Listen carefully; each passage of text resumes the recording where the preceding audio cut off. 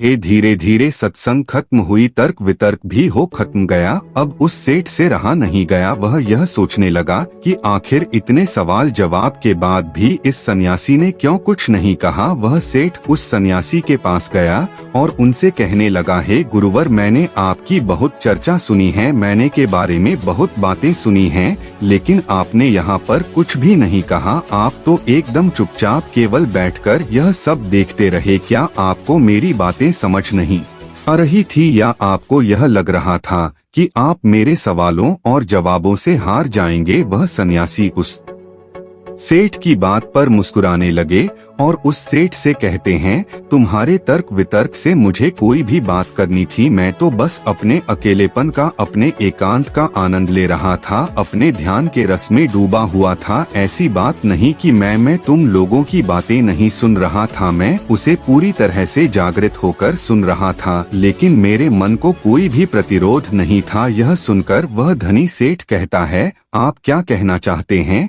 तभी वह सन्यासी उस धनी सेठ से एक बार फिर मुस्कुराते हुए कहते हैं, बेटा, मैं जानता हूँ कि हर कोई ज्ञानी बनना चाहता है। वह सेठ उस सन्यासी के पास गया और उनसे कहने लगा, हे गुरुवर, मैंने आपकी बहुत चर्चा सुनी है, मैंने के बारे में बहुत बातें सुनी हैं, लेकिन आपने यहाँ पर कुछ भी नहीं कहा। आप तो एकदम चुपचाप केवल बैठकर यह सब देखते रहे। क्या आपको मेरी बातें समझ नहीं आ रही थी, या आपको यह लग रहा था कि आप मेरे सवालों और जवाबों से हार जाएंगे? वह सन्यासी उस सेठ की बात पर मुस्कुराने लगे और उस सेठ से कहते हैं, तुम्हारे तर्क वितर्क से मुझे कोई भी बात करनी थी, मैं तो बस अपने अकेलेपन का, अपने एकांत का आनंद ले रहा था, अपने ध्यान के रस में डूबा हुआ था। ऐसी बात नहीं कि मैं तुम लोगों की बातें नहीं सुन रहा था, मैं उसे पूरी तरह से जागृत होकर सुन रहा था, लेकिन मेरे मन को कोई भी प्रतिरोध नहीं था। यह सुनकर वह धनी सेठ कहता है, आप क्या कहना चाहते हैं?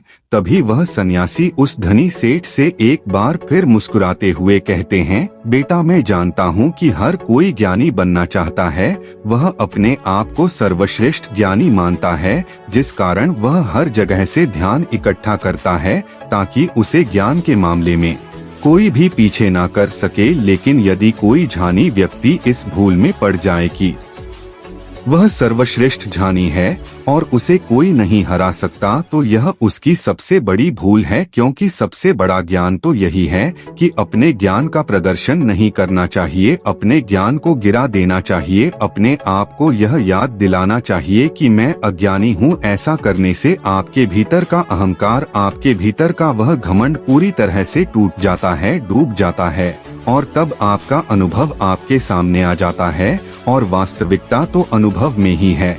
लेकिन लोग तो यहाँ पर ज्ञान की किताबें पढ़कर अपने आप को क्या नहीं समझ बैठते हैं। वह सोचते हैं कि जो ज्ञान उन्होंने अर्जित किया है वह तो किताबों का ही है, वह किताबी ज्ञान को असल सत्य मान बैठते हैं, और यही कारण है कि ऐसे लोग एकांत का वह आनंद नहीं उठा पाते, क्योंकि वह तो बेवकूफ की तरह हमेशा अपने रहते हैं। उस सन्यासी के मुख से यह सारी बातें सुनकर उस धनी सेठ के दिल पर चोट सी लगी, उसे बहुत धक्का सा महसूस हुआ। उस धनी सेठ ने उस सन्यासी से कहा, हे गुरुवर, आपके कहने का अर्थ क्या है? जब कोई व्यक्ति ज्ञान अर्जित कर लेता है तो उसके बाद उसे कौन सा रास्ता अपनाना चाहिए? क्या उसे अपने ज्ञान के बारे में लोगों को नहीं बताना चाहिए?